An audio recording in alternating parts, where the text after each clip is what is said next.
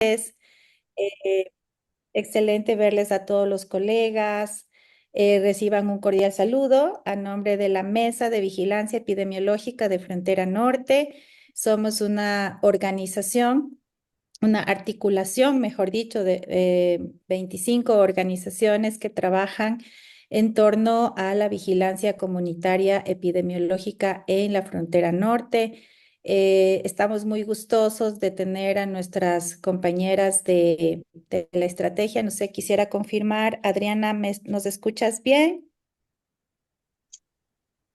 Hola, buenos días, Maísa. Mucho gusto. No sé si ustedes Bienvenida, Adriana, qué bueno verle. Carlita también, Carla estamos Ayala aquí, también Carla Ayala forma y parte de la mi compañera. estrategia. Les agradecemos muchísimo su presencia. Quería comentarles que nosotros siempre iniciamos con un saludo desde la Coordinación Zonal 1, que es pues nuestro colíder en la mesa de vigilancia. Queríamos darle paso, me parece que Patti, ¿estás con nosotros? Oh, Hola, buenos días con todos. Sí, Maísa, aquí presente. chévere, Patti. Entonces, si damos la bienvenida para el inicio de la reunión, luego yo les anuncio cómo estaría planteada la agenda y arrancamos. Patti, por favor, adelante. Bueno, buenos días con todos. Qué gusto poderles tener aquí a las compañeras de nivel central. Desde la coordinación zonal reciban un caluroso y afectuoso saludo como siempre, dando la bienvenida a todas y cada una de las organizaciones que siempre están presentes en esta mesa, como todos los martes, en nuestras reuniones semanales. Para mí, desde la coordinación zonal, un saludo desde el señor coordinador. Está ahorita en una reunión, por eso él no pudo conectarse, pero me dijo que el ratito que pueda, pues lo va a hacer. Un saludo, Carlita, Adriana, bienvenidas. Muchas gracias por todo el aporte que ustedes nos van a dar hoy.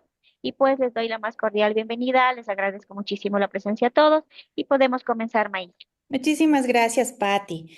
Para comentarles a quienes no, a quienes nos están acompañando ahora como mesa ampliada, quería contarles, como les decía, que la mesa de vigilancia lleva trabajando desde el año 2021, haciendo todos los esfuerzos de coordinación y articulación de 25 organizaciones que trabajamos en función de la mejora de las competencias de agentes comunitarios de salud en lo que tiene que ver con vigilancia comunitaria como una estrategia efectiva dentro de las condiciones en las que está viviendo nuestro país, dentro de los territorios más vulnerables, dentro de los territorios más alejados. Trabajamos de la mano con el Ministerio de Salud para impulsar la mejora de estas competencias. Así que nosotros nos reunimos cada martes. Estamos muy contentos, Adriana, muy contentos, Carlita, de que nos acompañen ahora para conocer mucho más sobre la problemática de la tuberculosis, que creo que todavía no se la conoce bien, no se la entiende bien, ¿no? Y es muy importante que todos quienes estamos acá en la mesa de vigilancia y también todos los compañeros que trabajamos en salud, pues conozcamos, nos actualicemos y podamos desde nuestros espacios iniciar las acciones pertinentes para colaborar en la promoción, la prevención, la atención, el tratamiento y la rehabilitación, ¿no? de las personas afectadas por tuberculosis. Colegas, les cuento que está planteada una hora de exposición con Carlita y con Adriana para conocer todos los temas de tuberculosis, el contexto epidemiológico. Tenemos buenas noticias en el país. La estrategia ha trabajado mucho también dentro de la mejora de sus temas de diagnóstico, ¿no? Tenemos nuevos actualizaciones en tratamientos. Para esto tendremos una hora, luego vamos a tener unos 5 minutitos para comentarles sobre una iniciativa de la sociedad civil que comenzó hace un año y que va tomando forma, ¿no? Para el trabajo en tuberculosis y luego abriríamos un foro alrededor de unos 20-25 minutos para poder cerrar la reunión alrededor de las 10:30. Eso es como está planteado. Así que sin demorarnos más, le damos nuevamente la bienvenida y el agradecimiento a Adriana y Carlita, felicitándoles mucho por todo su trabajo y toda su fuerza en este proceso y pues les escuchamos, compañeras. Muchísimas gracias, Maísa, Patti y a todas las organizaciones que están. Gracias por abrirnos de este espacio que entendemos es súper importante para el abordaje de enfermedades transmisibles. En este caso, justamente como lo mencionó Maísa, queríamos compartirles, actualizar cierta información respecto al abordaje integral de la tuberculosis. Es de suma importancia que ustedes puedan tener conocimiento y que de esa forma nos puedan dar el apoyo en relación al trabajo que ustedes realizan desde cada uno de sus puntos de acción. Como ustedes conocen, la tuberculosis es una enfermedad transmisible causada por una micobacteria que es Mycobacterium tuberculosis. Después de tantos millones de años ha sido difícil controlarla, ya que tiene uno de los mecanismos de transmisión más complejos, que es la transmisión a través del aire, a través de vía aérea. Entonces, asimismo, el abordaje tiene que ser oportuno, la identificación de casos presuntivos de tuberculosis a través de todos los agentes, no solamente del sector salud, que es algo que siempre recalcamos, porque además la tuberculosis tiene un componente socioeconómico muy importante.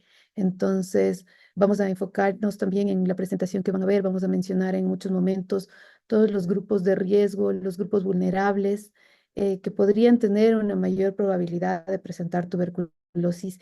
Y también mencionar, aunque como lo comentó Maísa, nos vamos a enfocar en la situación epidemiológica a nivel nacional, en la parte de zona 1 de las provincias fronterizas también. eh, ¿Cómo estamos como estrategia en relación a diagnóstico, a tamizaje, a tratamiento? Vamos a detenernos un poco más en lo que se refiere a tamizaje, que es una estrategia, al menos con este nombre y de la forma en la que ahora se realiza, relativamente nueva en tuberculosis. El tamizaje en tuberculosis tiene que tener ahora mucho más empuje y vuelvo a decirlo, a través de todos los actores locales, sociales, organizaciones que nos puedan ayudar a identificar estos probables casos y así darle una atención integral, que también no solamente se debe referir al manejo netamente clínico, médico, de la administración de fármacos, que es responsabilidad, claro, del Ministerio de Salud, sino de todo el soporte social que necesitan, sobre todo un buen porcentaje de familias en donde hay personas afectadas por tuberculosis. Entonces, también dentro de los grupos de riesgo, pacientes que están en condición de movilidad, son personas de suma importancia en quienes debemos ver las acciones necesarias para vincularlos, a pesar de que se puedan ir moviendo por los diferentes territorios y que puedan completar sus tratamientos. Entonces, eso quería darles brevemente como introducción y le voy a dar la palabra a mi compañera Carla Ayala para poder iniciar con la parte de la situación epidemiológica. ¿Me dan un minuto para compartir la presentación?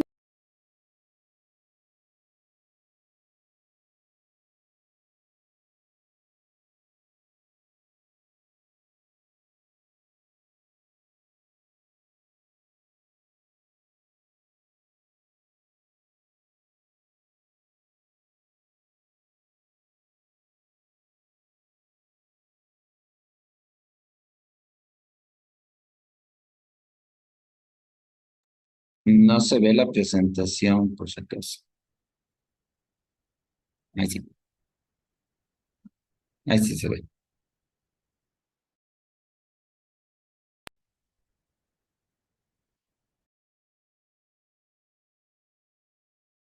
Ok. Bueno, buenos días con todos.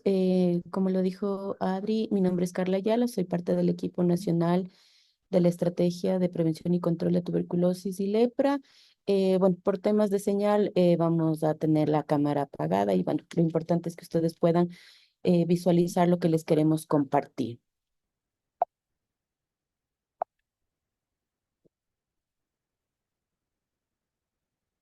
Mm, Ok.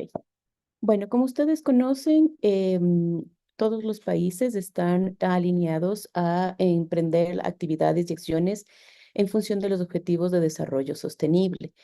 Y ese es un poco el marco en el cual se ancla todas las acciones que a partir del 2015 vienen haciendo los Estados miembros para el tema de control de tuberculosis.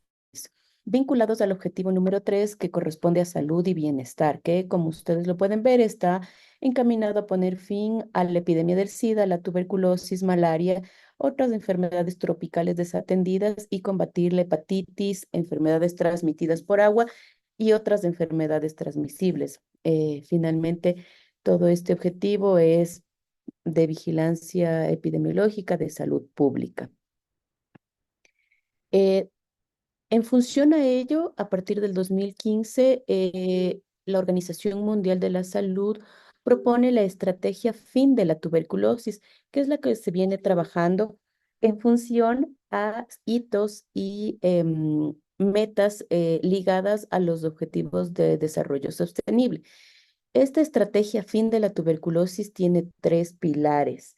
El principal pilar es la atención y prevención integrada de tuberculosis centrada en el paciente. Eso sigue siendo como uno de los pilares fundamentales, que todas las acciones que hagamos, tanto de prevención como tratamiento, sean miradas en función del paciente. El segundo pilar son políticas audaces y sistemas de soporte.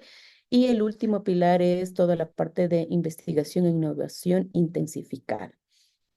Entonces, en función de la estrategia fin de la tuberculosis, lo que persigue es al 2035 tener 0 muertes por TB y obviamente disminuir enfermedad y sufrimiento a cargo de la tuberculosis. Finalmente, al 2035, la idea es tener las metas de reducción de muertes al 90%, reducción de las tasas de incidencia al 90% y cero costos catastróficos tanto de los pacientes como de sus familias. Es decir, que ningún costo sea asumido por los pacientes. En función a ellos, que estén encaminadas todas las metas de los países y por ende nosotros también las metas que nos hemos ido ajustando en este tiempo. El año pasado, en septiembre del 2023, hubo una reunión de alto nivel de las organizaciones de las Naciones Unidas específicamente para tuberculosis. En estas mesas lo que se hizo fue evaluar cómo está el comportamiento de las metas y cómo están encaminados estos indicadores, tomando en cuenta todo el impacto que tuvo COVID en todos los países. Y obviamente Ecuador no fue la diferencia en la cual todo el acceso al sistema, al diagnóstico, al tratamiento, al descarte, tamizaje de contactos, se vio frenado y limitado tanto por la pandemia como obviamente todo el proceso de vacunación que se vivió. Es por ello que todas las metas que vamos a ser evaluados los países en el 2025 fueron trasladadas para el 2027. ¿Cuáles son las prioridades de la estrategia? Como ustedes pueden ver en esta lámina, son 6 prioridades para encaminar a la eliminación de la tuberculosis. Sabemos que esto va a depender mucho de la incidencia de cada una de los países y si al interior del país hablamos de cada una de las zonas, provincias y distritos. Entonces, una de las prioridades es el tamizaje sistemático o la búsqueda activa. Y esto es un poco la migración incluso de paradigma que ya debemos ir cambiando em, todas nuestras actividades en función a no solo buscar al sintomático respiratorio.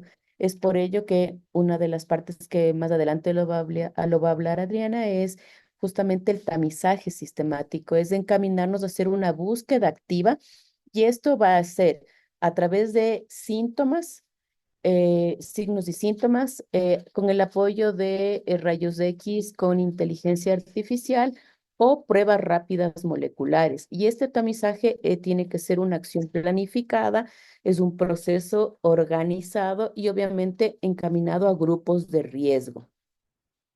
La segunda prioridad es la población vulnerable, es identificar dónde están las zonas calientes de tuberculosis en cada uno de nuestros sectores. No solo es tener la información por provincias, por distritos, sino llegar al nivel más bajo, es decir, por establecimiento de salud. Y es por eso que a partir del 2022, como estrategia, lo que hicimos fue justamente migrar todo este concepto y este paradigma que era con respecto a buscar o encaminarnos a la meta del 4% de sintomáticos respiratorios, sino más bien encaminarnos a la búsqueda de casos de tuberculosis y aplicar todo lo que es la estratificación del riesgo epidemiológico por tuberculosis. Entonces, justamente eso es parte de la segunda prioridad, el buscar las poblaciones vulnerables, identificar cuáles son los puntos calientes para que nos enlacemos a la tercera prioridad, que es hacer información para la acción, es decir, donde nosotros tenemos identificados familias o núcleos de personas con tuberculosis, niños o casos coinfectados, es saber, es ocupar los recursos, y es lo que dice el modelo de atención, ser eficaces y eficientes, asignar los recursos a donde más se necesita y para donde más se requiere, es optimizar tanto los recursos económicos como los recursos humanos. La cuarta prioridad son el tema de contactos y el tratamiento preventivo para tuberculosis. El país a partir del año pasado ya está implementando los esquemas acortados para tratamiento preventivo. Si ustedes recuerdan o si no conocían, nosotros antes teníamos el esquema de 9 meses con isoniazida. Desde el año pasado estamos ya con el esquema de 3 meses de isoniazida más rifapentina. Y a partir de este año ya tenemos el tratamiento coformulado, es decir, que en una misma tableta están los dos medicamentos y son esquemas que toma el paciente una vez a la semana, es decir, que en 12 semanas completa el tratamiento preventivo y también para casos especiales tenemos el esquema denominado 1HP, es decir, en un mes toman el tratamiento preventivo. Como quinta prioridad es el tratamiento acortado y centrado en la persona. A partir de agosto del 2021, el país empezó la migración para los esquemas acortados orales para los pacientes con diagnóstico de tuberculosis fármaco resistente. Entonces, a partir del 2021, ya se están utilizando medicamentos 100% orales, ambulatorios para la resistencia. Esto quiere decir que ya no necesita hospitalizarse como antes, 3, 6, 9, 12 meses, sino más bien solo la fase inicial y en los pacientes que ameritan ser hospitalizados y si no, el tratamiento desde la dosis 1 puede ser ambulatorio. Y finalmente es el enfoque multisectorial, tanto de la sociedad civil como de las otras organizaciones, sean multilaterales o también propiamente estatales. Y creo que en esa es en lo que estamos encaminados. La idea es que los esfuerzos no solo sean como Estado, como Ministerio de Salud, sino que también la tuberculosis, al ser multicausal, ¿no es cierto? También puede tener multi-enfoques de trabajo de diferentes organizaciones. Ministerio, el MIES, Ministerio de Educación, eh, obviamente la sociedad civil, organizaciones de base comunitaria, organizaciones internacionales, todos son bienvenidos para poder trabajar, obviamente, desde cada una de las aristas. Bueno, a continuación les vamos a presentar un poco cuál es la situación de la tuberculosis en el país. Del lado izquierdo de sus pantallas es el número de casos nuevos de tuberculosis con una línea de tendencia desde el 2013 hasta el 2023. Como ustedes pueden ver, del 2013 al 2019 nos manteníamos em, en una tendencia estándar. Para el 2020 hubo un decrecimiento en la notificación de casos y esto es producto, obviamente, de la pandemia y a partir del 2021, como ustedes pueden ver, hubo un incremento de casos, sabiendo que los primeros años después de pandemia fueron todos estos casos que estuvieron represados por no acceder al diagnóstico o porque tenían obviamente todo este tema del confinamiento. Pero también entendemos que este comportamiento epidemiológico es por el incremento o la expansión de los métodos diagnósticos que ha incurrido el país. Y del lado derecho están los casos previamente tratados. En esta lámina lo que les queremos enseñar es cómo ha sido el comportamiento por los grupos de etarios. El comportamiento igual que hemos visto en los extremos de la vida, de los ciclos de vida, de 0 a 14 años, que es la línea que está en celeste en la parte inferior, corresponden a los casos de tuberculosis de 0 a 14 años. Y ustedes pueden ver cómo hay un ligero incremento a partir del año 2021 y esta tendencia se ha ido manteniendo. Lo mismo sucede con la línea amarilla que corresponde a los adultos mayores. Es decir, que este ejercicio, y es lo mismo que nosotros les hemos comentado a nuestros pares zonales, a nuestros compañeros zonales, que este ejercicio lo hagan a nivel zonal, también distrital y por establecimiento de salud, porque el comportamiento epidemiológico es totalmente dinámico. No va a ser lo mismo el comportamiento y que ya lo vamos a ver más adelante, lo que sucede en Esmeraldas, del comportamiento epidemiológico de la enfermedad en Carchi. Entonces, la idea es que incluso esto permita lo que habíamos dicho, tener identificados dónde están nuestros puntos calientes de tuberculosis, dónde tenemos los clústeres y obviamente hacer las acciones tomando en cuenta la población a la que vamos a intervenir. Una cosa será hacer intervenciones con niños o con casos de TB en grupos de adolescentes o que están en edad escolar y otra cosa va a ser el trabajo de todo, ¿no? Tamizaje, diagnóstico, tratamiento en adultos mayores. Entonces, es como ir identificando e ir estratificando cómo van a ser nuestras acciones. Y en la otra lámina, como ustedes pueden ver, lo que nosotros hemos querido es expresar cómo ha sido el comportamiento de los casos de TB solo en los niños de 0 a 14 años y ustedes pueden ver cómo ha ido el incremento. Sobre todo a partir del 2021, incluso la tendencia, la notificación es mucho más alta que en los años anteriores. Y eso también llama la atención porque finalmente quiere decir que estamos como debiendo todo el tema de contactos, qué sucede con el censo de contactos, con el tratamiento preventivo en niños menores de 5 años y todas las dificultades que se tengan finalmente es el reflejo de lo que estamos viendo ahora de que tenemos incremento de casos de TB en población y si hablamos de 14 años, incluso ya en edad escolar. En esta gráfica un poco ya es con respecto a los casos de tuberculosis drogoresistente. Es una línea de tendencia, como ustedes ven, del 2009 al 2023.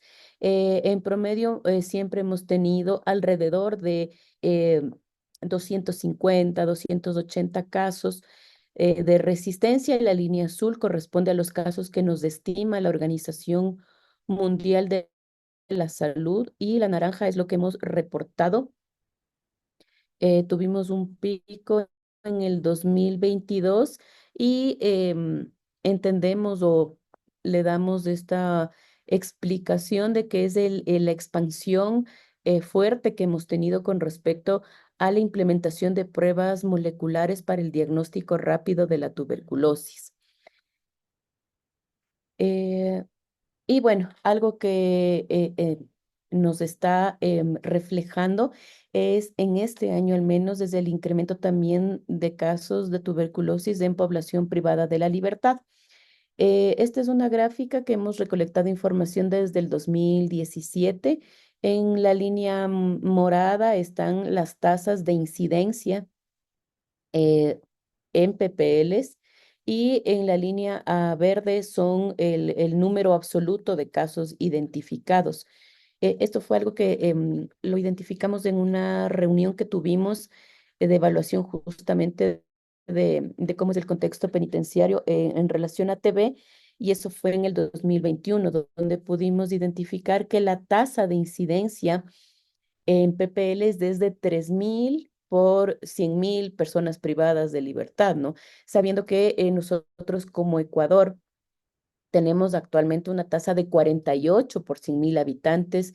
Y si hablamos de cuál es la zona que más tiene carga de la enfermedad, que es la zona 8, que ellos tienen 100 por 100.000 habitantes. Imagínense la repercusión de todo lo que está sucediendo en los centros de privación de la libertad y cómo está reflejándose con la presencia de tuberculosis como una de las enfermedades prioritarias que les está afectando.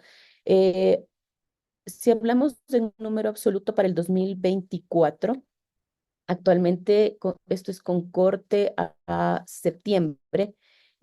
Hasta septiembre tuvimos 796 personas privadas de la libertad con tuberculosis, sabiendo que aún nos faltaba todo este último trimestre del año. Entonces, muy posiblemente vamos a superar al 2020 y por ende la tasa de incidencia va a ser mayor. Bueno, vamos ahora con la situación de la tuberculosis en zona 1. Primero, para que ustedes tengan el contexto, este es un promedio de cuál es el porcentaje de notificación de los casos por cada una de las zonas. En azul está la zona 1, que corresponde al 5%, es decir, que todos los casos que nos reporta la zona es del 5% para todo el reporte país. El año pasado, el 2023, el país cerró sus datos con 8.700 casos notificados y para que ustedes tengan un poco de referencia, el 51% está en la zona 8, pero algo de lo que yo les decía, la tuberculosis es totalmente dinámica. Y obviamente las personas no es que se quedan encasilladas en un solo lugar. Por el mismo contexto económico, social, de seguridad, hay mucha migración y sobre todo creo que en la parte de la costa se mueven o tienen familia. Entonces también eso va a repercutir en la transmisión de la enfermedad, en la movilidad y en la movilidad humana, tanto interna como país, como obviamente la migración hacia afuera. ¿Qué es lo que sucede en la tuberculosis con respecto a cárceles en las zonas? Esto es un análisis que lo hicimos ahora en este año. El 94% de casos en personas privadas de la libertad están en estas 4 zonas que están representadas en este gráfico. En zona 8, zona 1, zona 4 y zona 7. En las 4 se encuentran reflejado el 94% de casos de PPLs.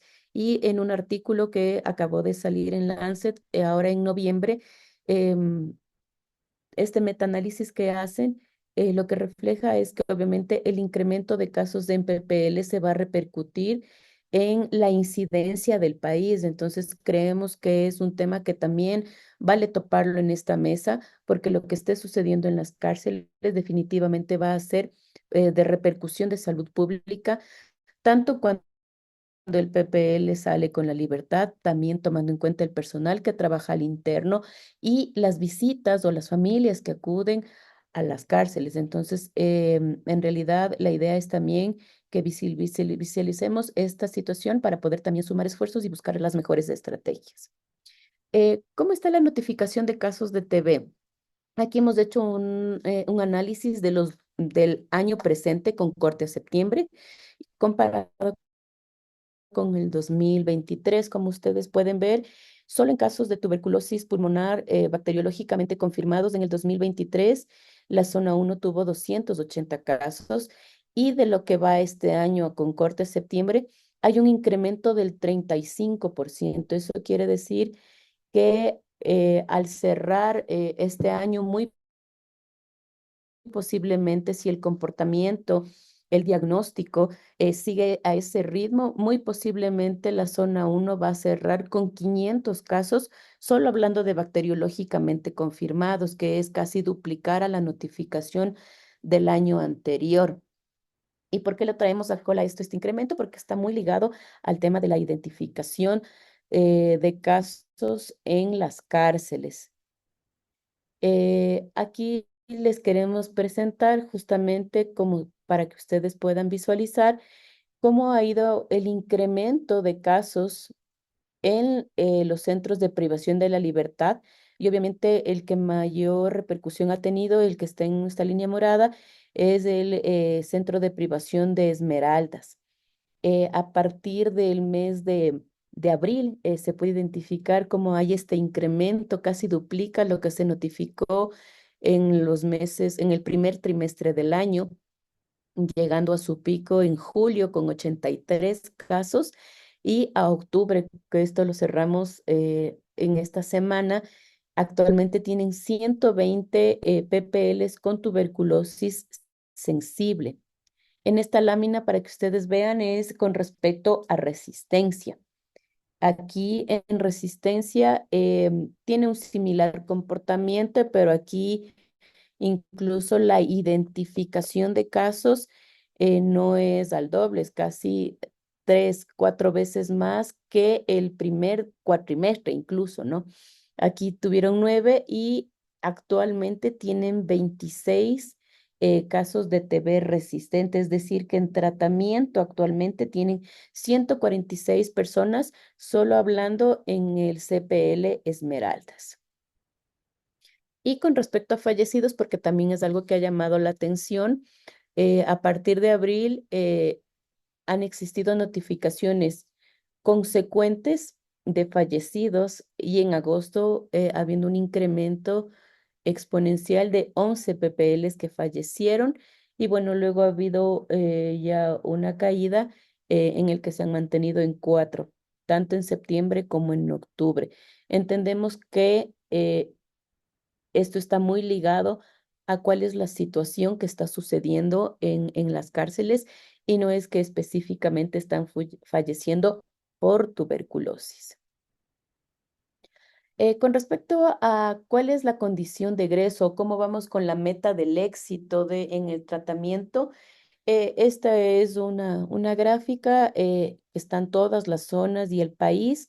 Nuestra meta es del 87, vamos para este 2023 a modificar la meta, vamos a ajustarnos a los objetivos de desarrollo sostenible y a las metas de la estrategia fin de la TV, que es al 90%. Como ustedes pueden ver, zona 1, este es un compendio desde el 2019 al 2022. Estamos por cerrar la corte del 2023 ahora en diciembre.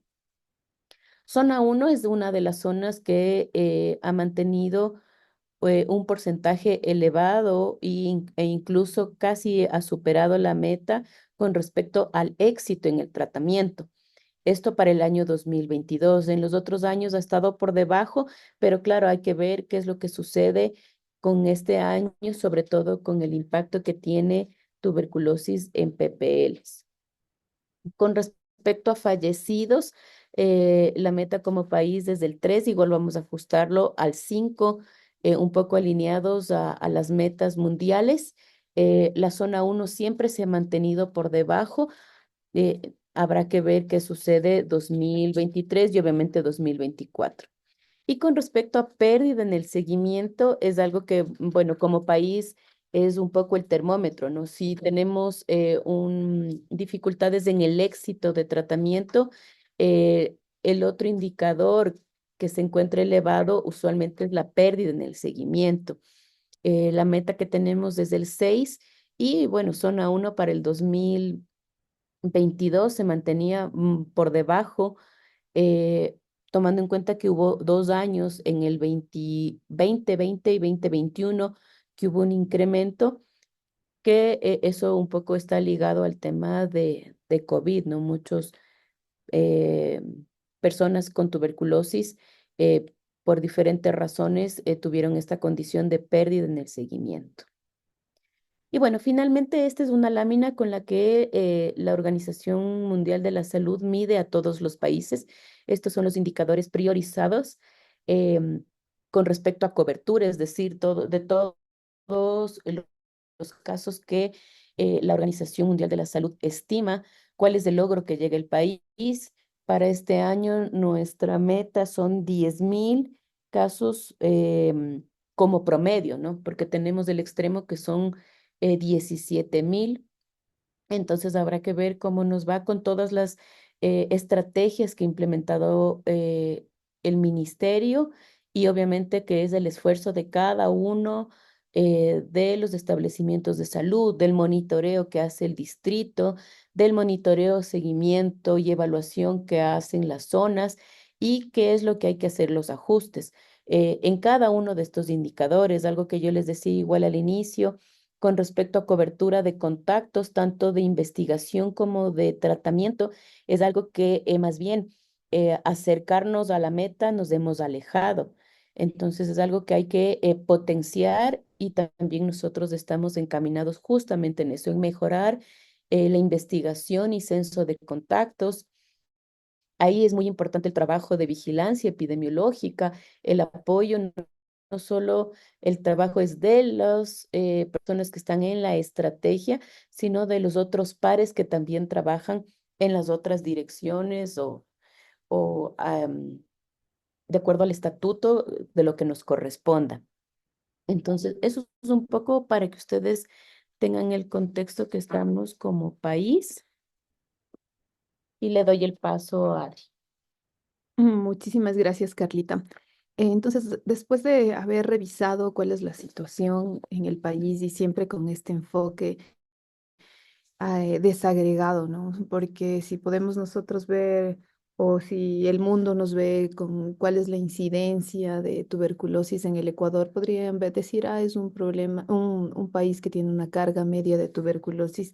Sin embargo, cuando ya vamos desagregando por zonas, por provincias e incluso dentro de cada provincia, por distritos, por parroquias o por grupos de riesgo, como en este caso se evidenció la problemática que tenemos en las personas privadas de libertad, vamos encontrando cuáles son nuestras necesidades, nuestros nudos críticos y hacia dónde debemos enfocar nuestras acciones. Ahora brevemente quiero mostrarles cómo estamos trabajando como Estrategia Nacional de Tuberculosis. Me refiero cuáles son los lineamientos, las directrices, el abordaje que se realiza de los pacientes, cuáles son los avances que se han tenido como país y también cuáles son los próximos pasos.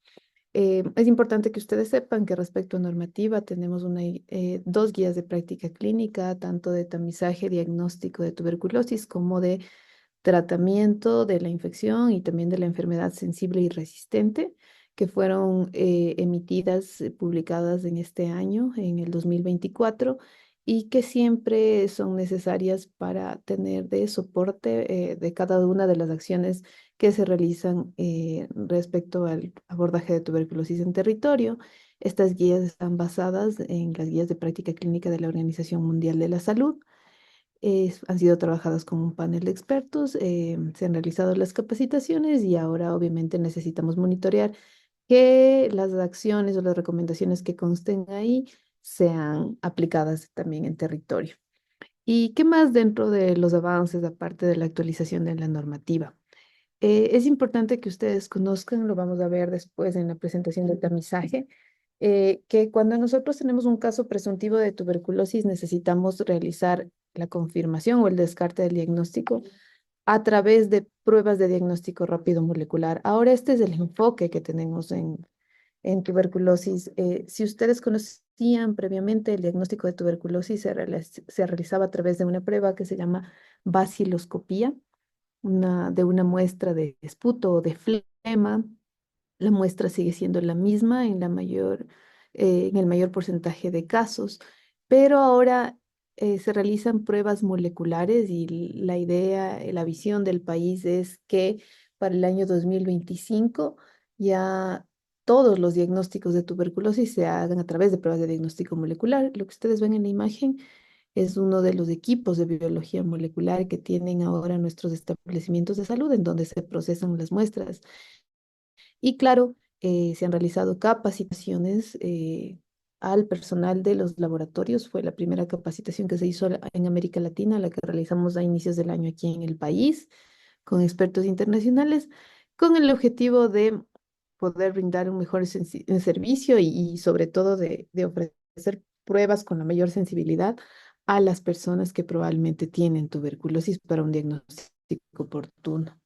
En este año también se hizo la distribución de 40 equipos de biología molecular en el primer semestre, la distribución de 20 electrocardiógrafos que se necesitan para realizar los controles a los pacientes fármaco resistentes, sobre todo debido al monitoreo que requieren por los fármacos que reciben.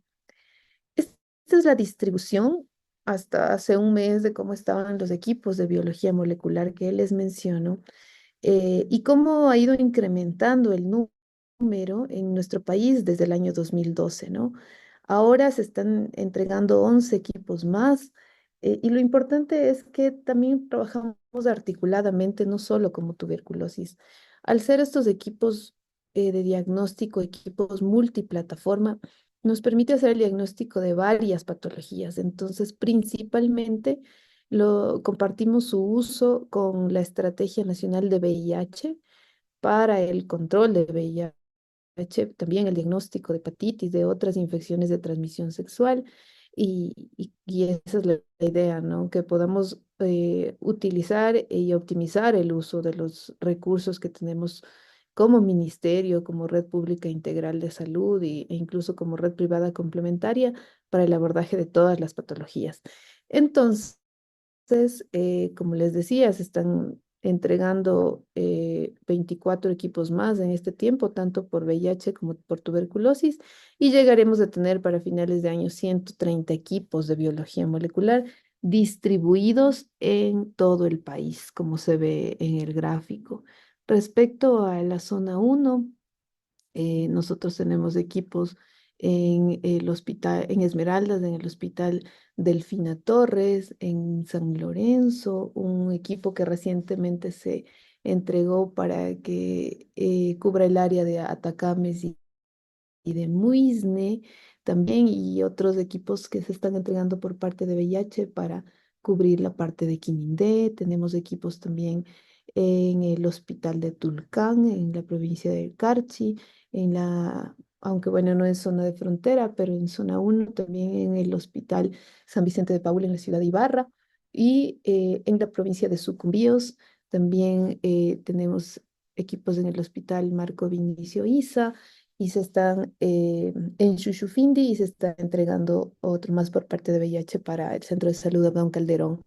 Entonces, la idea es que queremos tener una adecuada cobertura, entendiendo que siempre el nudo crítico que tenemos en el sentido del diagnóstico es el transporte de muestras. Eso es algo que no solo pasa en tuberculosis, pero en este caso que estamos hablando de esta patología, es importante mencionar. eh, Tal vez si se lo ve solo por números, con el tamaño que tiene el país, y son comentarios que nos han hecho, por ejemplo, desde la Organización Panamericana de Salud.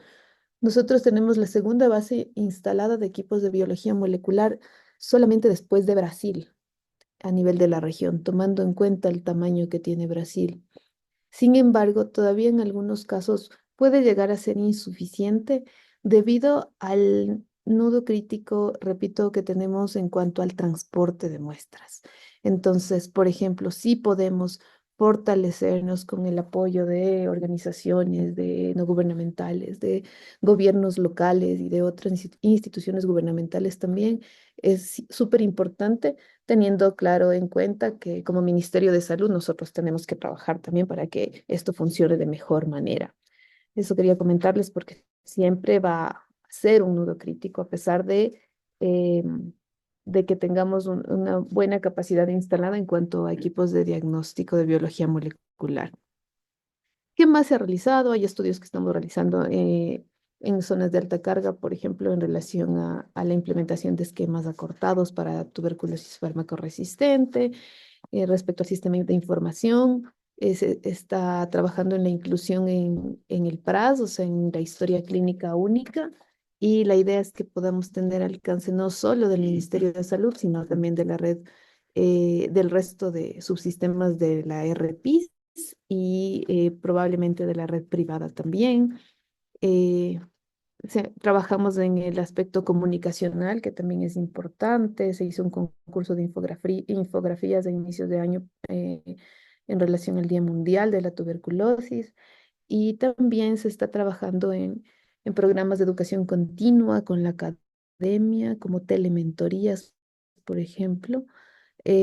Aunque ahora por los cortes de energía es un poco complicado, son reuniones virtuales, pero de todas formas están viendo opciones para que los profesionales siempre mantengan los conocimientos al día en el manejo, no solo de la tuberculosis, sino también de otras enfermedades transmisibles.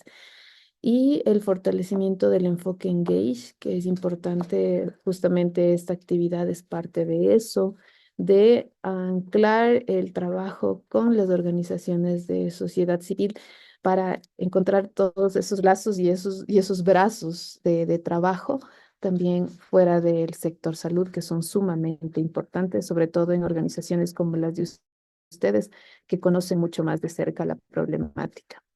¿Y qué es lo que queremos hacer también? Bueno, la distribución de estos 11 equipos que les mencioné que ya se está finalizando en esta semana.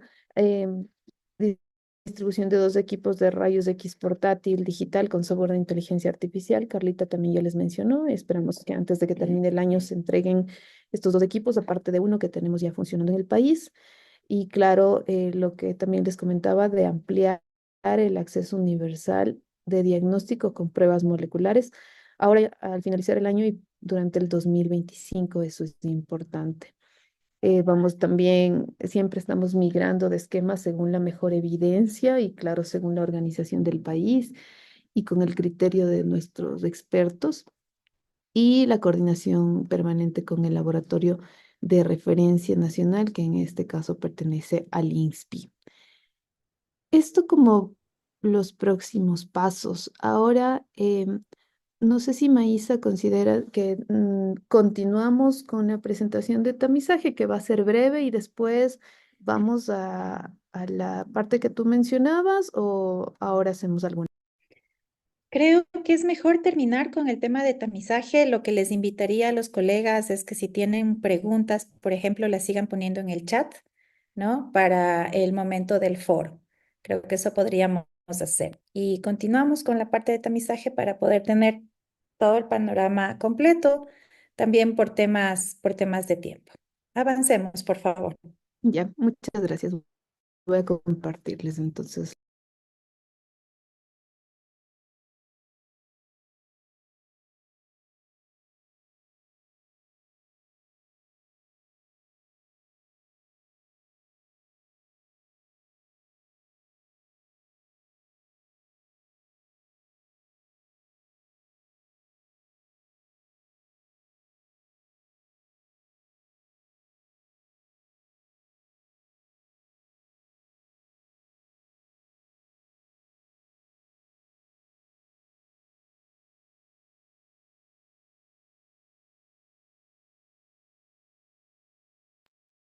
Denme un segundo que no están viendo ahí todavía la presentación, ¿no es cierto? No todavía.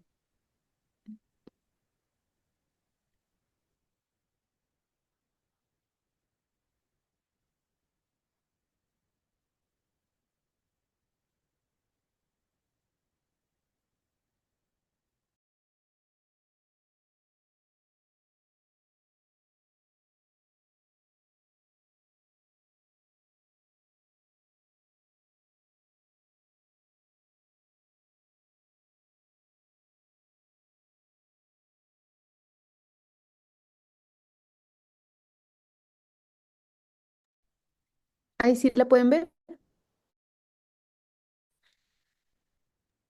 Sí. Ya, listo, muchas gracias.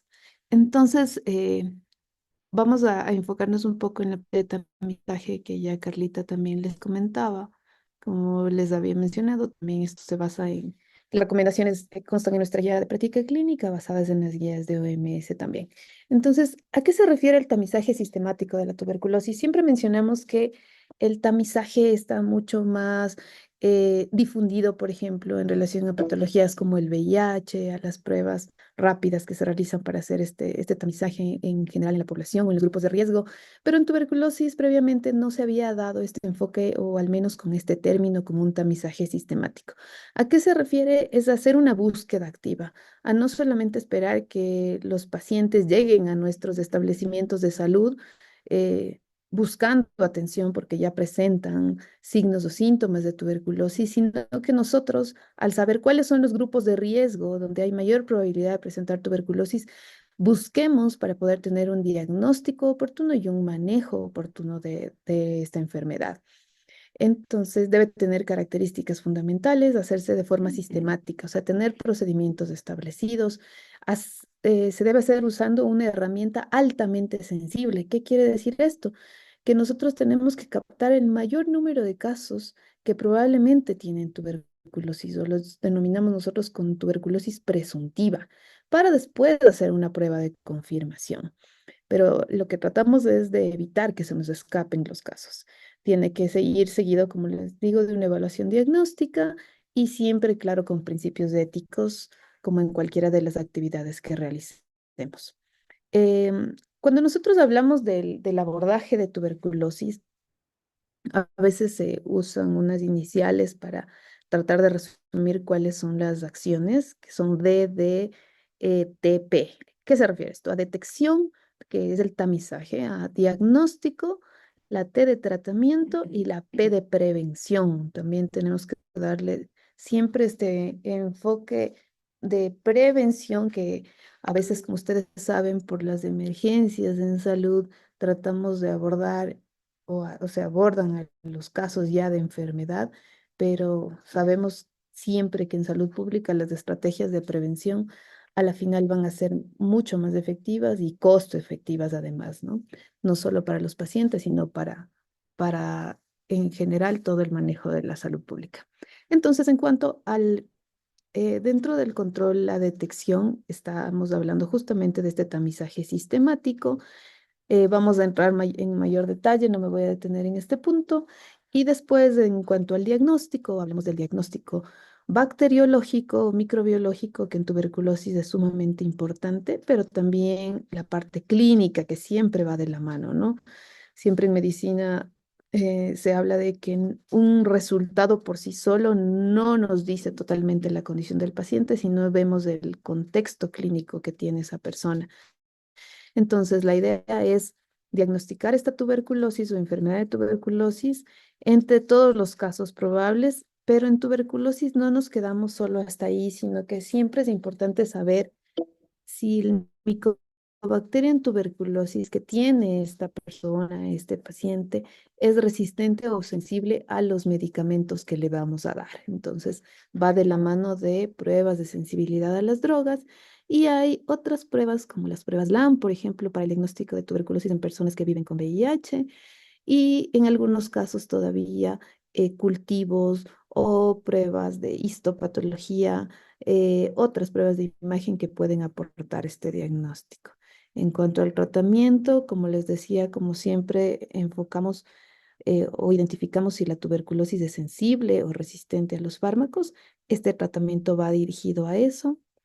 Ahora hablamos del tratamiento directamente observado, aún, pero con diferentes modalidades y también con el enfoque, como mencionaba Carlita, en uno de los pilares de la estrategia fin de la TV, que este enfoque debe ser centrado en el paciente, centrado en los pacientes.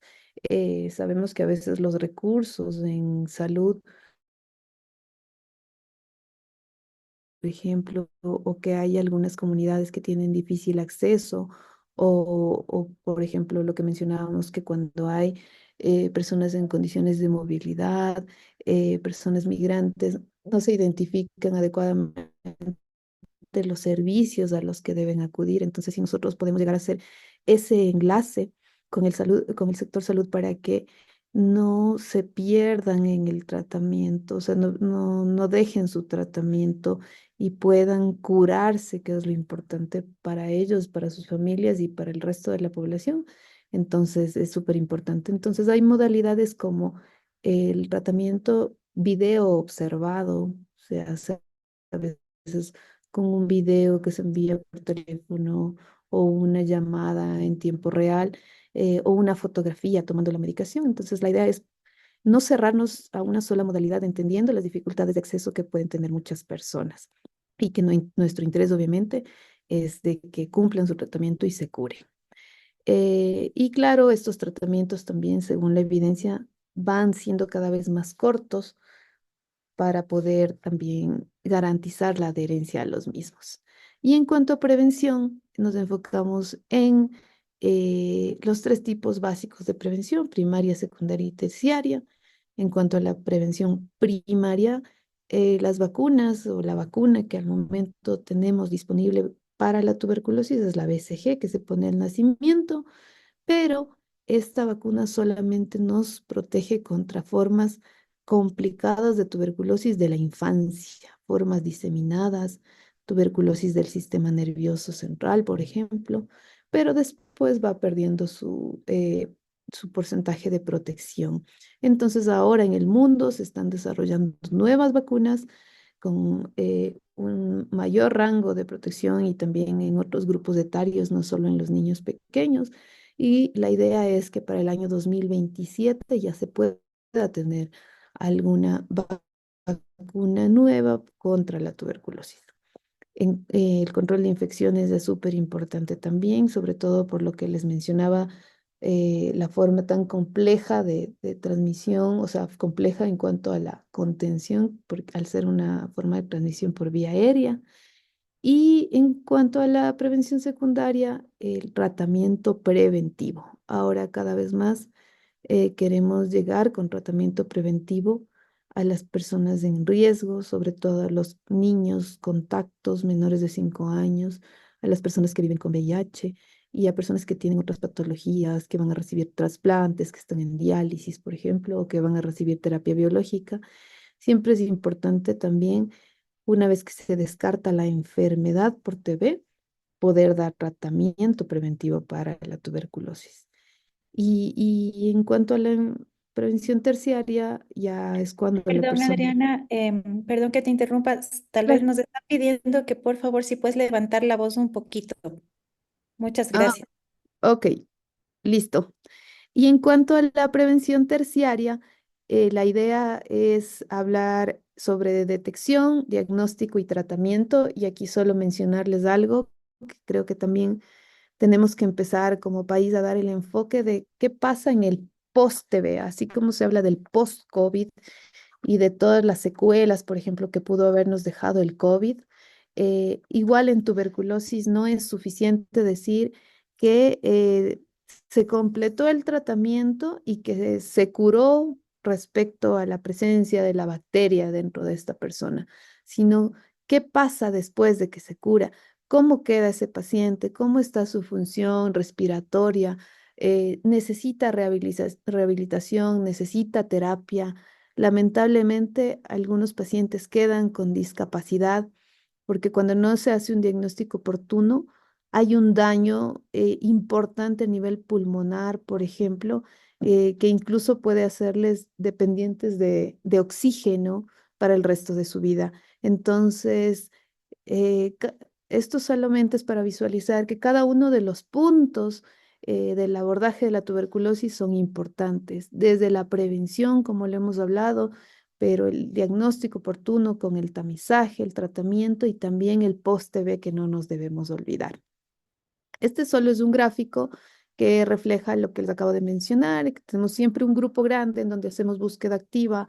Después de eso hacemos una evaluación diagnóstica. Tendremos algunos pacientes con diagnóstico ya de tuberculosis, quienes necesitarán tratamiento y algunos de ellos incluso podrán requerir cuidado paliativo, siempre enfocados en los grupos de riesgo y así tendremos un proceso ordenado, sistemático de búsqueda y de acción. Y no me voy a demorar más que 5 minutos ya para cerrar esta parte del tamizaje. Tenemos que estar súper claros en cuáles son los beneficios del tamizaje.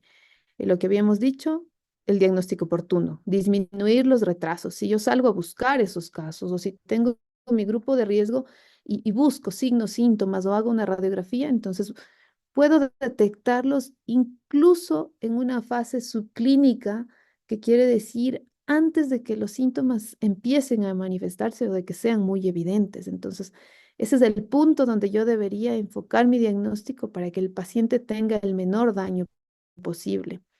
Reduce los costos, obviamente, de la atención, porque van a disminuir las complicaciones, disminuir los ingresos hospitalarios, por ejemplo. Y en general, también voy a mejorar la parte epidemiológica que lo veíamos al inicio. Aumento la detección, disminuyo la transmisión de la enfermedad.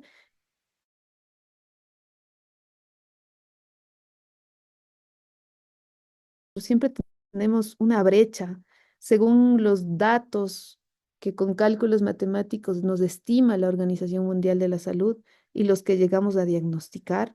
Entonces, a veces, aunque vayamos diagnosticando cada vez más, esta brecha no llega a cerrarse, pero esa es la idea, ¿no? Que nuestro objetivo final sería identificar todos los casos y poder tener un mayor control de la enfermedad.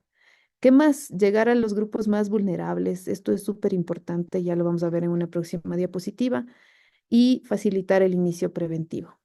Este solo es un gráfico de cuál debería ser el proceso organizado, los principios del tamizaje, enfocados en los grupos de mayor riesgo, basados en principios éticos y dar cobertura a toda la población que necesita. Este sí es el proceso, los pasos, siempre definir metas, priorizar grupos de riesgo, elegir algoritmos, planificar, dar seguimiento y evaluar la situación.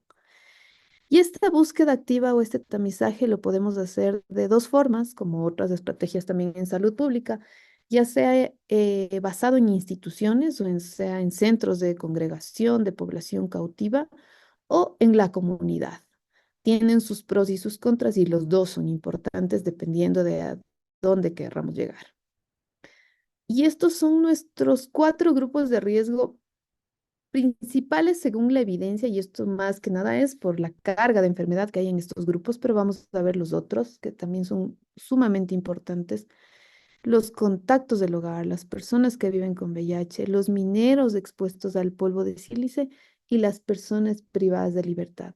En ellos siempre debemos hacer una búsqueda activa de tuberculosis porque tenemos una carga muy fuerte y con un enfoque dentro de estos mismos grupos en los niños, ¿no? Tanto contactos como en personas que viven con VIH que pertenezcan a la población infantil.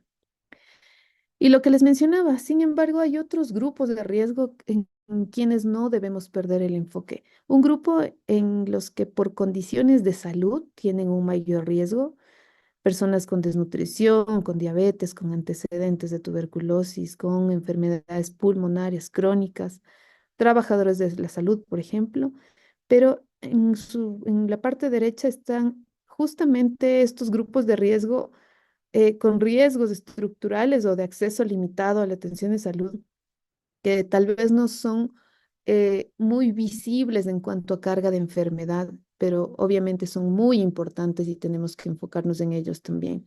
Personas que viven en pobreza, personas sin hogar, personas refugiadas, personas migrantes y otros grupos que pueden ser vulnerables o marginados. Entonces, eh, debemos siempre valorar tanto la carga de enfermedad, pero también las personas que tienen esos factores de riesgo estructurales para la identificación de tuberculosis. Esto voy a pasar brevemente. ¿Por qué? Porque tienen mucho mayor riesgo de tuberculosis. Es evidente, entonces tenemos que hacer una búsqueda activa ahí. ¿Y cómo hacemos esta búsqueda? Por signos y síntomas. Ustedes ven en la segunda pila es lo que normalmente hemos hecho, pero ya no solo pensando en el sintomático respiratorio que tiene tos y flema por más de 15 días, sino en cualquiera de los síntomas que pueden ser tos, fiebre, pérdida de peso, sudoración nocturna, siempre con un enfoque epidemiológico que es importante. Y ahora utilizando nuevas herramientas como la radiografía de tórax, sobre todo cuando tenemos con detección por computadora, detección asistida por computadora o inteligencia artificial, y también las pruebas moleculares, aunque estas más las debemos usar como una prueba diagnóstica. En personas con VIH incluso podemos usar otros exoproteínas C reactiva, aparte de los que ya mencionamos, y dando este enfoque primordial siempre a la población infantil. Entonces, ¿por qué dejar de pensar solo en el sintomático? Porque si siguiéramos pensando solo en quien tiene tos prolongada, perdemos más del 50% la probabilidad de encontrarles a los casos de tuberculosis. Y si lo ampliamos a cualquier síntoma, sube nuestra probabilidad al 71% y si usamos radiografía al 94%. Entonces, es importante que todas las acciones que nosotros tomamos en salud o las decisiones sean basadas justamente en esto, en la evidencia, en la efectividad, en cómo garantizar la mejor atención a nuestra población. Y ya solo para terminar, básicamente nosotros seguimos un procedimiento de identificar un grupo de riesgo y aplicar esta búsqueda sea por signos o síntomas o por radiografía de tórax, por ejemplo. Y si cualquiera de las dos sería positiva, debemos pasar a una prueba de diagnóstico molecular, como les mencionaba. Cuando son negativas y son grupos elegibles, entonces nosotros debemos optar por tratamiento preventivo, que es la otra estrategia de abordaje. Estos solamente son ejemplos de algoritmos y a la final debemos terminar en esto. Nosotros tener un número grande de personas que reúnen los criterios para tamizaje. Entonces aquí estarán nuestros grupos de riesgo, las personas que viven con VIH, los contactos, las personas con desnutrición o con factores de riesgo estructurales. ¿A cuántos les hacemos el tamizaje? De ellos, ¿a cuántos llegamos a diagnosticar? ¿Cuántos inician tratamiento y cuántos completan con éxito ese tratamiento? Y después, como lo mencionábamos, incluso podríamos incorporar en el seguimiento cuál es la calidad de vida de esas personas después de que se curan. Entonces, ese debería ser un abordaje integral y, repito, no solamente pensando en el tratamiento o el manejo clínico farmacológico, sino también en todo el soporte social que necesitan muchas de las personas que tienen tuberculosis. Tenemos muchas herramientas que nos sirven ahora, como les hablaba, del rayos X portátil. La idea es, nuestro plan es que para el 2025 podamos adquirir, ojalá, 6 equipos más y poder tener al menos un equipo en cada una de las zonas, teniendo en cuenta que la ventaja es que son portátiles y que pueden moverse por cada uno de los territorios que se requieren. Igual ponerles en conocimiento si están interesados en este tipo de equipos, en poder adquirirlos, apoyar, comprarlos, sería muy importante también. Sabemos que en algunas zonas de frontera de Colombia, por ejemplo, también están trabajando con este tipo de equipos, en Perú también, y es muy importante esta articulación. Siempre ponemos a disposición todas las herramientas que tiene la Organización Mundial de la Salud, de documentos de normativa de cursos de tuberculosis y que pueden acceder todos quienes estén interesados. Y nada, los mensajes finales serían la importancia que tiene el tamizaje, la búsqueda activa, utilizar Correcto. poder utilizar las mejores herramientas disponibles y sobre todo con este enfoque de grupos prioritarios y grupos de riesgo. Eso sería todo por nuestra parte. Muchas gracias. Muchísimas gracias, Adriana. Gracias, Carlita. En realidad ha sido extremadamente importante este trabajo y hemos visto, a ver, perdón. Que por favor, si nos pueden compartir las presentaciones, nos solicitan. En primer lugar, quisiera agradecer mucho a Adriana y a Carlita por esta exposición. Realmente es bien importante poder tener conocimientos actualizados sobre el tema y creo que hemos escuchado muchos temas importantes para el trabajo desde la sociedad civil, ¿no? Para ir complementando los esfuerzos y para ir articulándonos más. Te comento que tenemos también mucha presencia de compañeros del Ministerio de Salud. Nosotros hicimos una convocatoria ampliada para poder tener una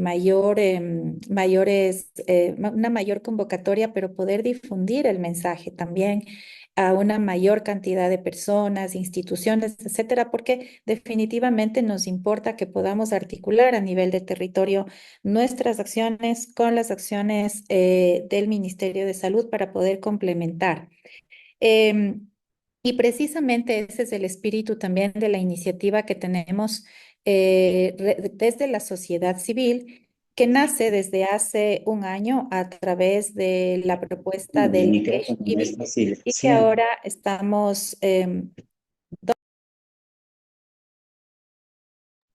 Perdón, maestra, te silencié sin querer. ya, gracias, Robert.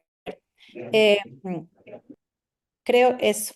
Les quería mencionar que nosotros estamos también trabajando en una iniciativa de organizaciones de la sociedad civil que esperan que estamos planificando procesos de sensibilización, de capacitación y también para ir viendo las formas de cooperación desde las instancias, desde los procesos de vigilancia comunitaria que trabajamos, desde los procesos de apoyo a las agendas de salud, cómo podemos ir consolidando y articulando esfuerzos con autoridades locales, con organizaciones de la sociedad civil, con organizaciones comunitarias para lograr ir complementando los esfuerzos. Básicamente esto, tenemos algunas preguntas que quisiera trasladarles a Adriana y a Carlita para poder aprovechar el tiempo. Entonces, quisiera, un compañero Silvio nos pregunta si es que se podría dar tratamiento preventivo a las personas privadas de libertad.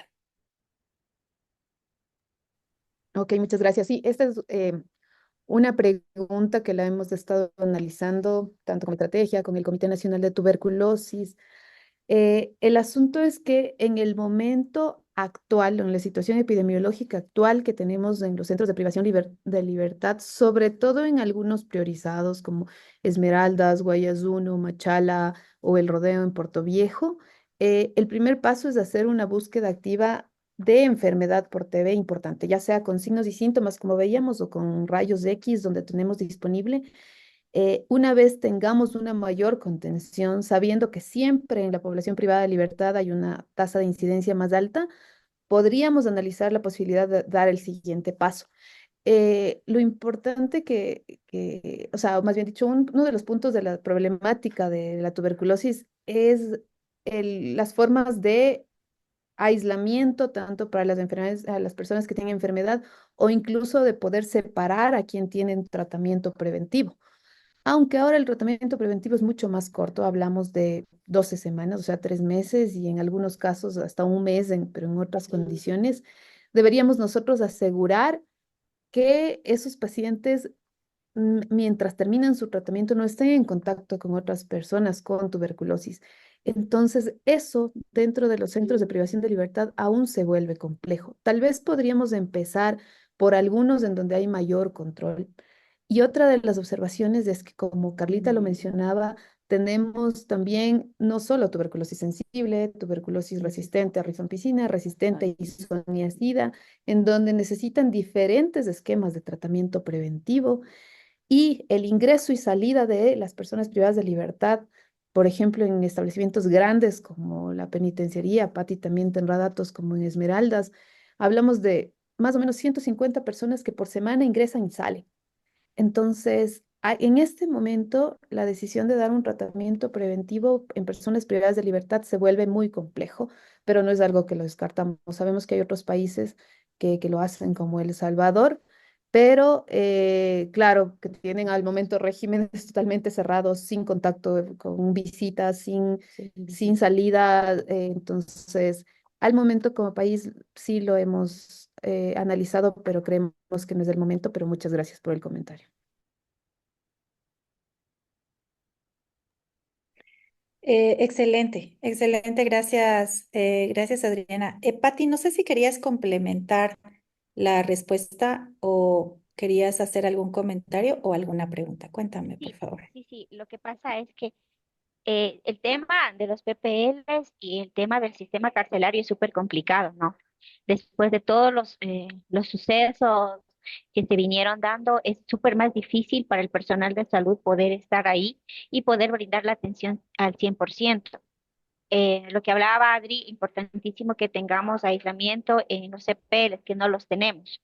O si nos dan el aislamiento consiste en ponerles una sábana y decirnos, sí, están aislados, pero lo único que les separa a un PPL del otro es una sábana.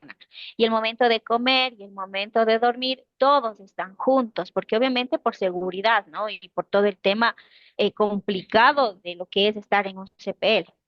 Y es más, o sea, no es solo la tuberculosis, hay otras enfermedades más que se han ido presentando.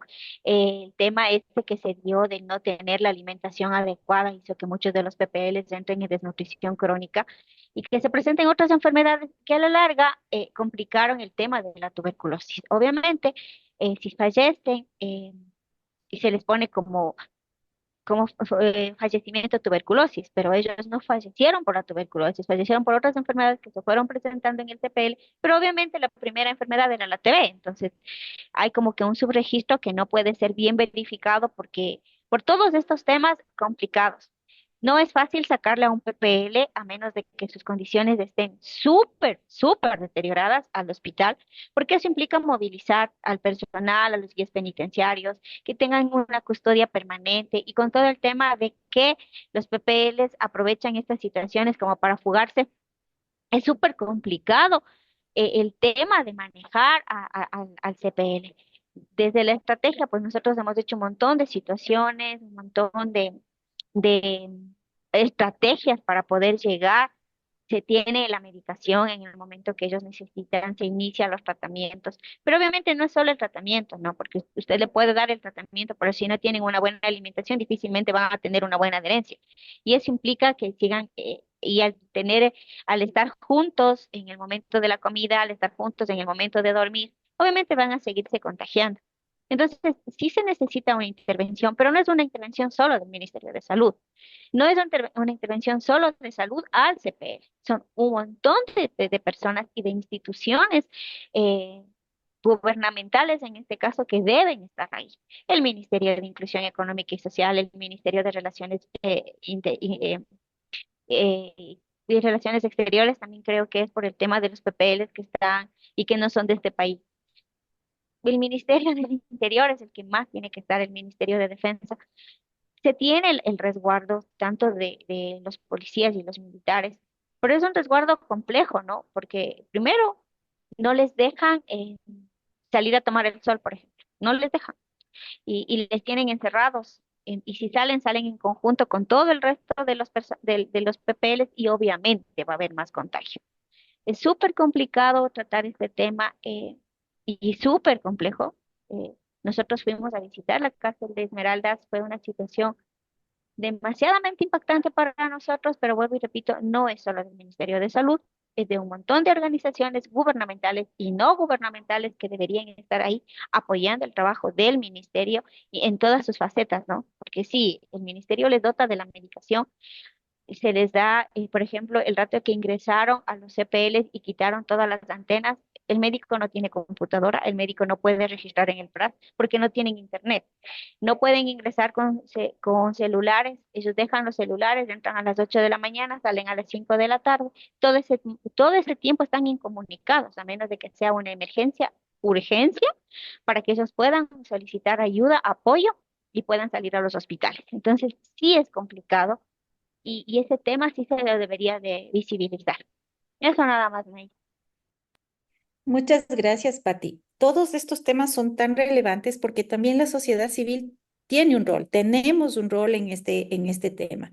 Tenemos un rol en la sensibilización, en la visibilización de todos estos procesos y el problema de la tuberculosis en los centros de privación de libertad, como hemos visto, es, no sé si decir es una bomba de tiempo o ya está desbordándose y tendríamos que establecer acciones urgentes para poder actuar a través también de la incidencia. Tuvimos la oportunidad, gracias a una invitación de Skell, estuvimos participando con el FEP también en un tema del SNAI y pudimos ver que la prioridad en el SNAI era la seguridad, pero no hay una, al menos lo que pudimos revisar en ese momento, no se visibilizaban los problemas de salud y las condiciones óptimas de atención y de tratamiento para que no se vuelva una condición difícil de controlar. Vamos a seguir con las siguientes preguntas. Em, Yulisa nos pregunta dice, para la búsqueda activa de tamizaje de TB por medios moleculares, ¿cuáles serían las muestras válidas considerando que probablemente esté asintomático? Eh, Depende eso de algunos factores. Por ejemplo, si nosotros hablamos de una búsqueda en territorio donde podemos hacer, por ejemplo, procedimientos como esputo inducido, en algunas ocasiones se realiza para poder obtener una muestra, aunque no haya prácticamente sintomatología. Pero en contextos como el de privación de libertad, por ejemplo, donde no podemos hacer estos procedimientos, ¿cuál es la experiencia que hemos tenido? Que incluso en muestras salivales hemos tenido resultados detectados o positivos.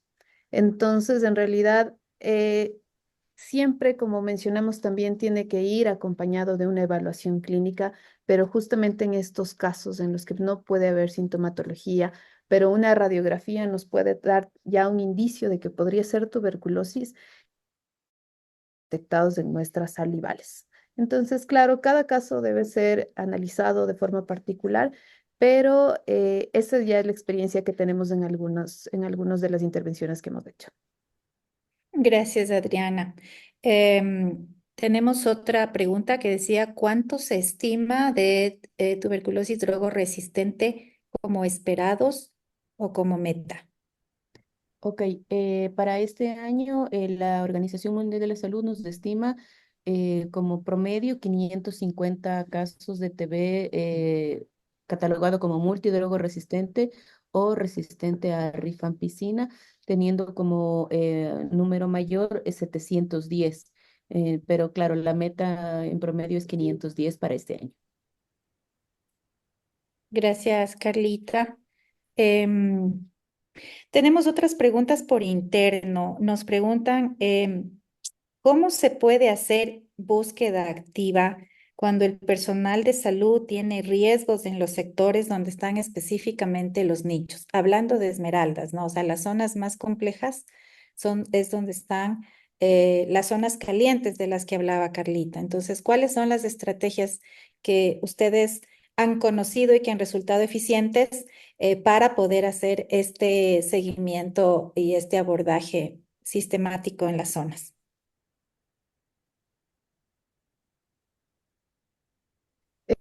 Bueno, entendemos que siempre vamos a tener el problema de las zonas de riesgo, ¿no? Zonas de riesgo por violencia, en las que se dificulta el acceso. Eso nos han manifestado en muchos de los sectores, incluyendo en Esmeraldas. Pati también podrá complementar esta información.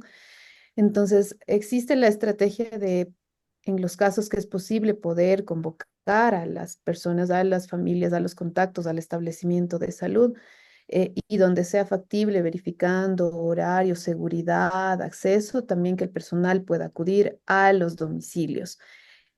También tenemos algunas situaciones en las que los contactos están en establecimientos educativos, por ejemplo, hablando de niños, de adolescentes, algunos casos reportados, y siempre teniendo en cuenta un adecuado manejo para evitar estigma y discriminación, porque una de los factores que todavía afecta a la tuberculosis es el estigma y la discriminación.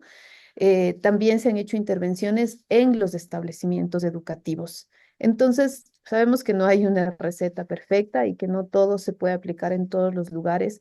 Y más bien localmente, incluso las organizaciones no gubernamentales, sociedad civil, ha podido facilitar el acceso al personal de salud a ciertos sectores o también la movilización de los pacientes y sus familias a los establecimientos. Entonces, volvemos al punto de que este no es un tema solamente de salud, de tener medicamentos y métodos diagnósticos, sino que el poder particularizar las intervenciones en cada uno de los territorios es complejo y el trabajo que hacen por eso nuestros compañeros de zonas, distritos y establecimientos de salud es es súper importante, pero estamos claros de que es muy difícil.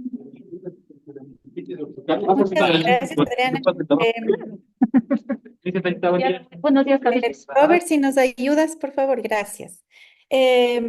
Creo que ha sido, ya vamos a poder compartir tu pregunta, Dairon. Solamente quisiera, a propósito de esto que menciona Adriana, decir que durante la exposición han habido temas bien importantes donde la sociedad civil podemos apoyar desde nuestros espacios. Por ejemplo, uno de los temas que ha sido relevante y que se ha mencionado ha sido la dificultad del transporte de muestras, ¿no? Tenemos ahora un acceso a métodos de diagnóstico más sofisticados, más sensibles, pero el transporte de las muestras es un tema crítico, por ejemplo. Así que dentro de nuestras operaciones, de nuestro trabajo, deberíamos visibilizarlo como un aporte importante al tema, ¿no? Luego, la ampliación del criterio para poder hacer una búsqueda activa en grupos comunitarios, en grupos de riesgo, también es un tema sumamente importante.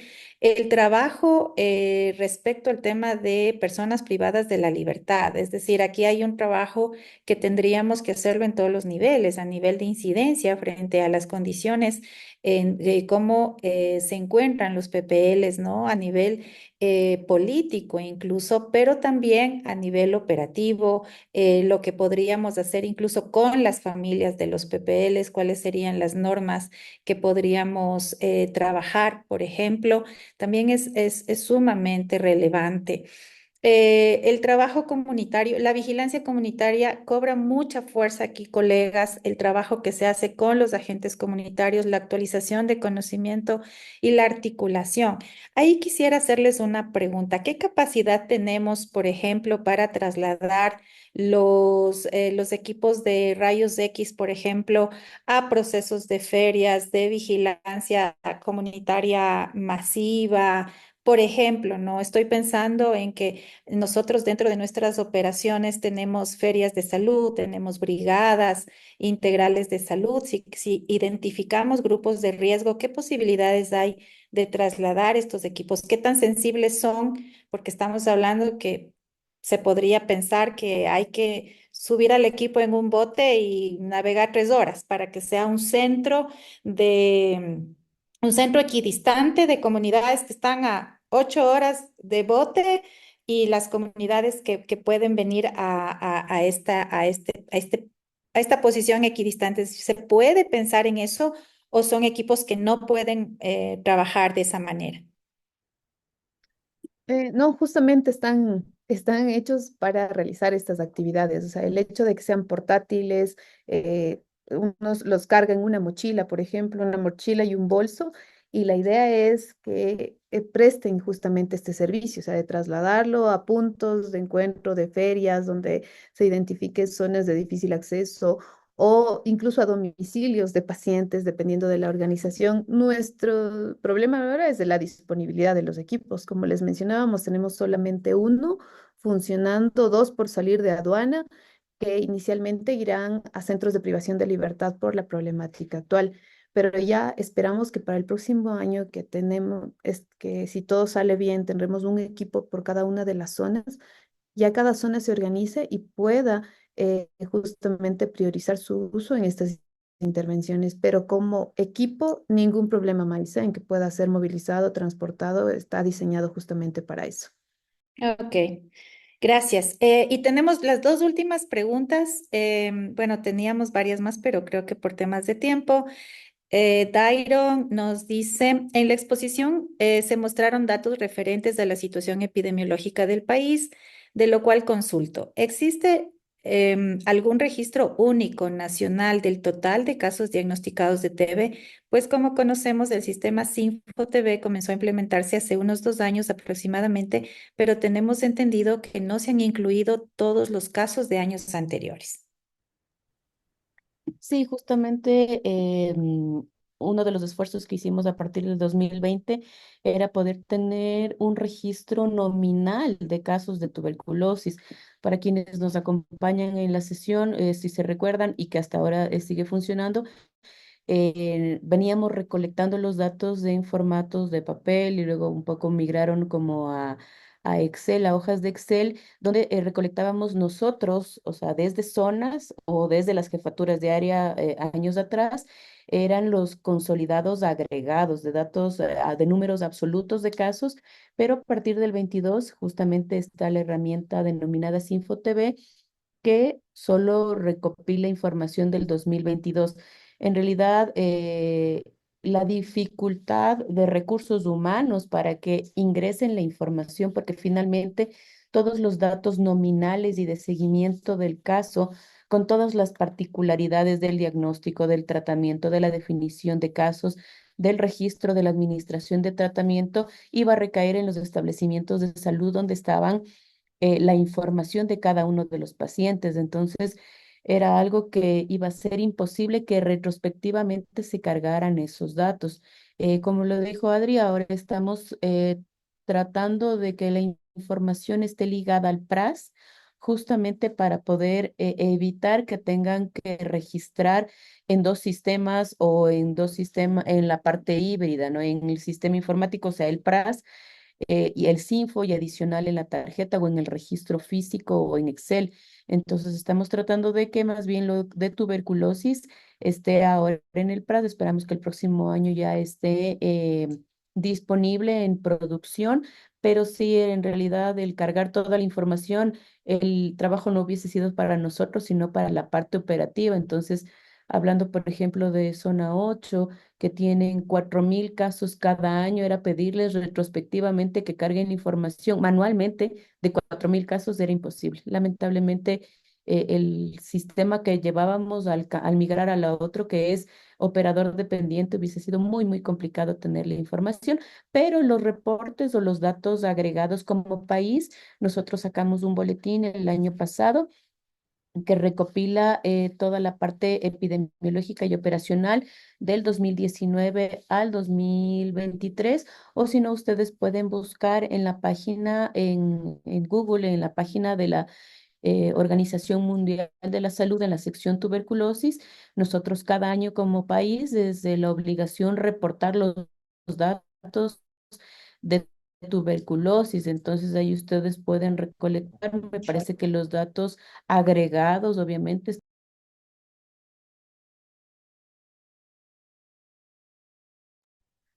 Gracias, gracias Carlita.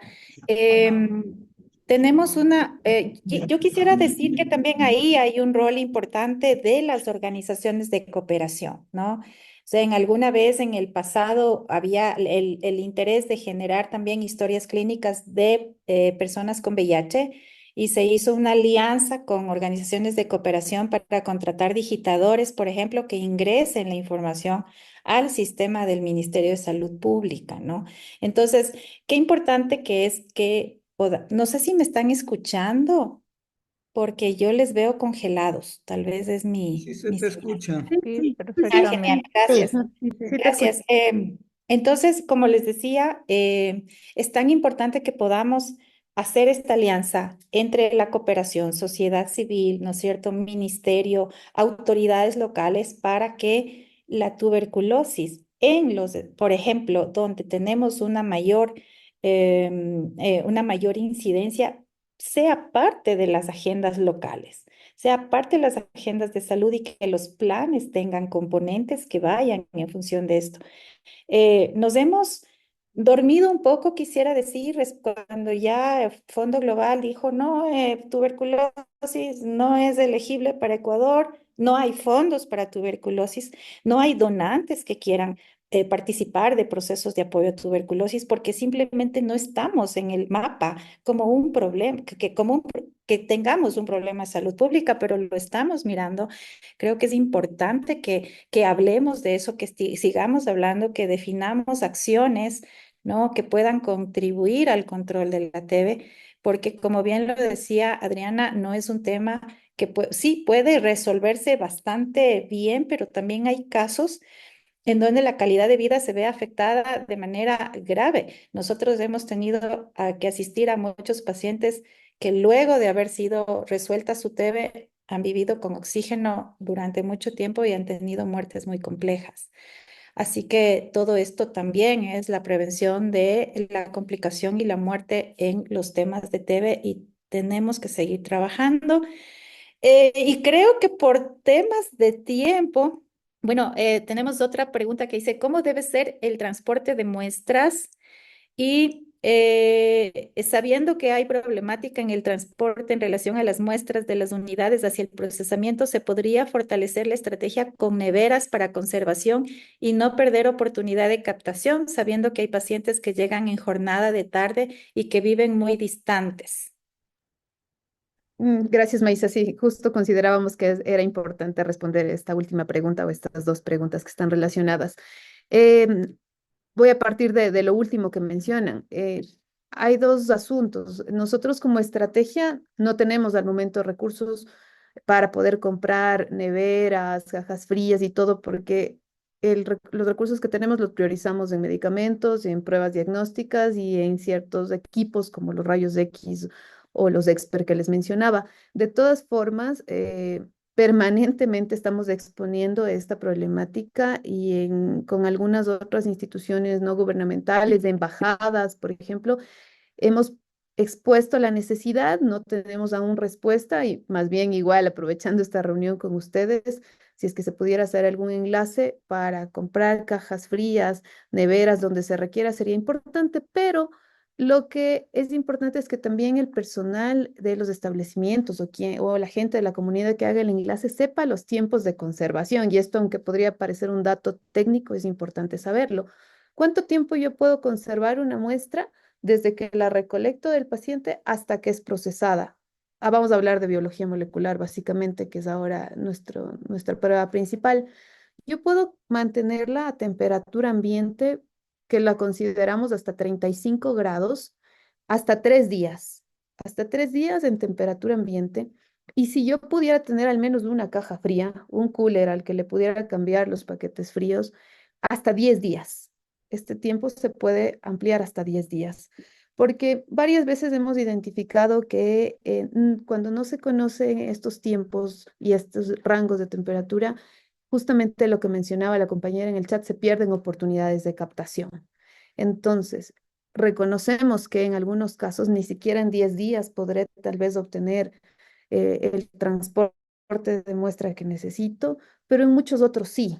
En muchos otros sí. Entonces, mientras se pueda hacer ya sea la gestión local, que también es importante, que los distritos, que las zonas hagan la gestión para la adquisición al menos de cajas frías y donde se pueda de neveras pequeñas, por ejemplo, o si lo conseguimos también acá desde el nivel central. Mientras tanto, si manejamos estos tiempos, creemos que van a perderse menos oportunidades de las que se han venido perdiendo hasta ahora en identificar y captar las muestras de estos posibles casos. Perfecto. Muy bien, muchísimas gracias, compañeras. Estamos ya finalizando, entonces la reunión ha sido una jornada extremadamente importante, me parece, de revisar. Gaby, perdón, tienes la palabra, por favor. Gracias, Marisabel. Buen día con todos. Muchas gracias, colegas del Ministerio de Salud, a todos los participantes de esta mañana. Más bien, agradecerles por su tiempo y su presencia en esta jornada tan positiva que creemos que va a rendir los frutos necesarios, ¿no?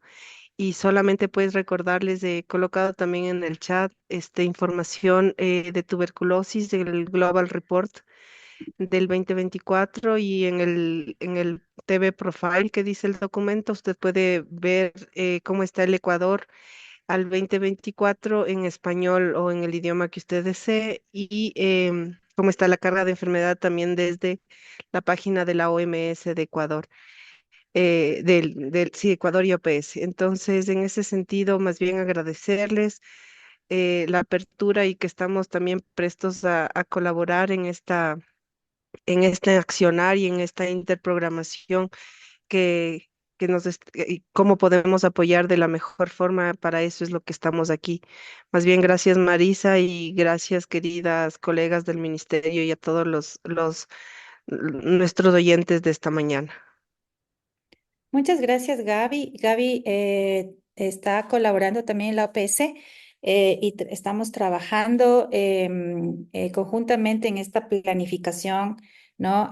Invitamos a todas las organizaciones que no están formando parte de la mesa y que están trabajando en la zona 1 también, que se sumen a estos esfuerzos. Y si no estamos en la zona 1, no importa, tenemos que continuar con, de hecho, la iniciativa de sociedad civil para trabajar en tuberculosis es nacional. Todas las organizaciones que estén con interés de trabajar en esto, que tengan preocupaciones, que tengan voluntad porque a veces más es la voluntad que los recursos. Podríamos generar una red de trabajo y de apoyo para ir identificando estas zonas críticas e ir planificando y tejiendo esfuerzos para lograr mejorar y ojalá controlar el tema de la tuberculosis en todas sus facetas.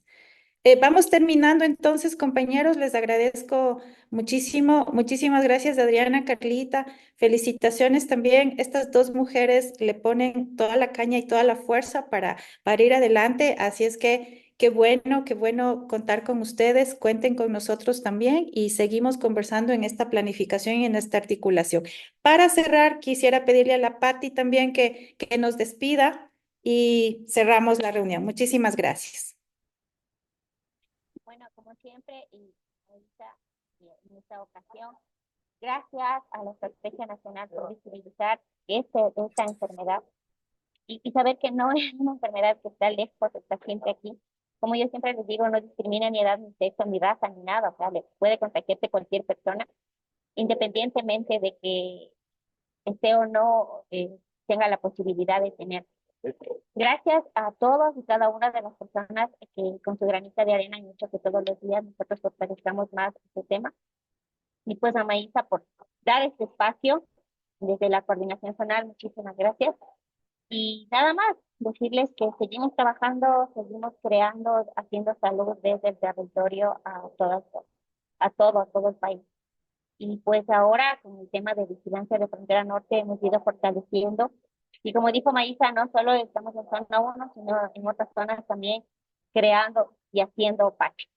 Gracias nuevamente, pues que tengan un lindo día. Muchísimas gracias, compañeros. Nos vemos la próxima semana para seguir conversando sobre nuestros planes de trabajo en tuberculosis. Muchísimas gracias. Nos vemos. Hasta luego.